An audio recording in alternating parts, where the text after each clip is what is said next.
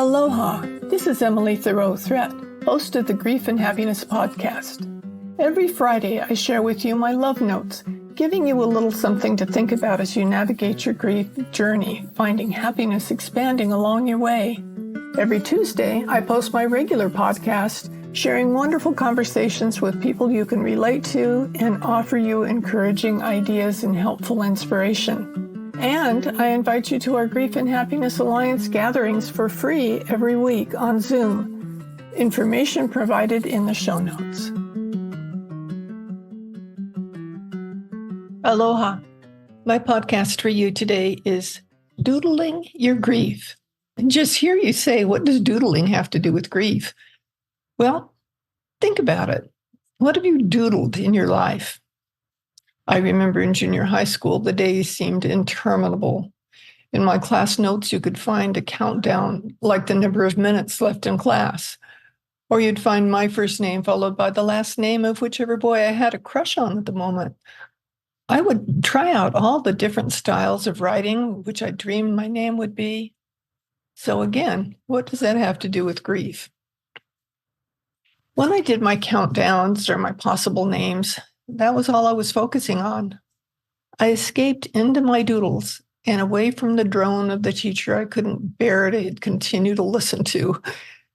Doodling when grieving can also have the same effect.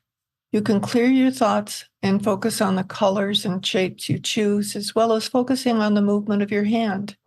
Even if you think you can't draw, everyone can doodle. I took a ceramics class from a wonderful ceramic artist, Patricia Griffin, and she showed us how we could doodle on clay. I loved that. And I could come out with beautiful works that started with Googles. I started by drawing shapes on a piece of paper and then dividing up the shapes. Then I'd fill them in with more shapes and then colors. I loved that. I'd cover all the different spots with different textures and different marks and fill in what I could with outlines of another color. Of course, with doodling, you can do it any way you want. You can go also Google Zentangle and see all the images that are there. That'll give you a start if you're wondering where to start with. The key here is not how you do it. Rather, the key is to do it. Get lost in your colors and your lines. Relax and have fun and totally forget about anything else as you do it. Make it a form of meditation for you. Doodling has also been used for helping people deal with cancer and helping children deal with health issues. I would love for you to find as many different ways as you can to deal with the different aspects of grieving. If you found other creative ways to deal with grief, please share them with us in the comments below.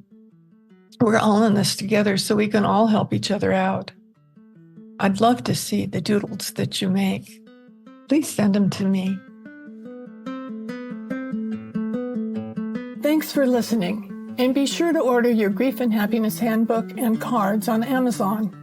All profit from these sales go directly to the Grief and Happiness Alliance nonprofit organization to support these podcasts and all that the organization does to provide comfort and support to those who are dealing with grief and loss. Mahalo. Thank you.